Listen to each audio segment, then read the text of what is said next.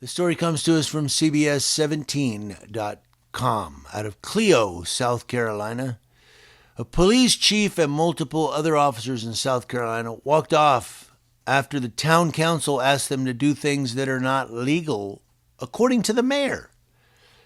Clio, South Carolina Mayor Ben Petron said he has yet to hear from the town council on the issues at hand, that he doesn't want to have his name associated with it. Well, new tonight at 6, we learn more about issues between the Clio Police Department and that town's council that led officers to walk off the job. The mayor says he has yet to hear from town council on this issue at hand and that he doesn't want to have his name associated with it. Sorry to see the chief and the other officers leave because they've been doing a great job of turning the town around public safety wise. But I understand why they left, because they're being asked to do things that are not legal. Clio Mayor Ben Petron says the town council is wanting to bend rules such as changing ticket amounts for people who are friends of council members, and that the police department isn't going for it. Is it fair that your council member approach you and say, hey, can you help me with this citation?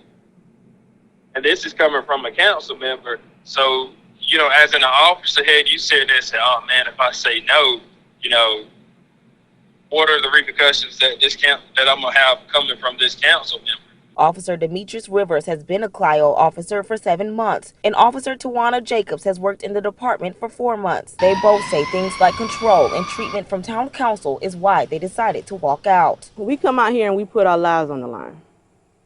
And if that's not enough to be helped, to be wanted, to care whether or not we walk out, then why stay? And this is the letter from town council that serves as their response, stating some rules and regulations, which include 24-hour police coverage, thumbprint time clock, and officers, including the chief, not taking their police cars home. From the mayor to the chief and even the officers, they all say they want to see a change, and even if it doesn't happen now, they hope it does for future recruits. Count on News 13 for updates as we receive them. In Clio, Lacey Lee, News 13.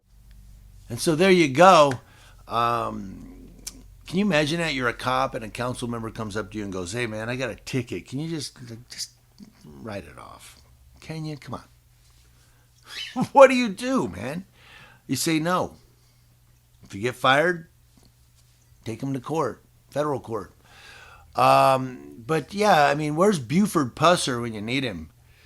We need old Buford Pusser in here to take care of this business. This is in South Carolina too. Wasn't Buford Pusser in North Carolina?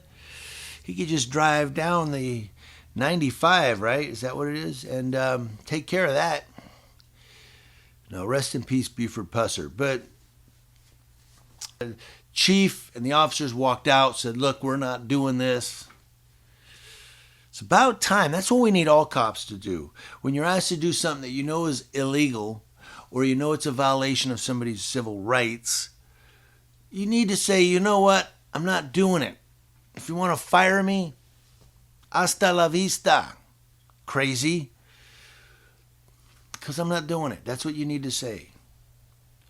What do all of you think? Do you think they should have just stayed on the job and tried to change the town?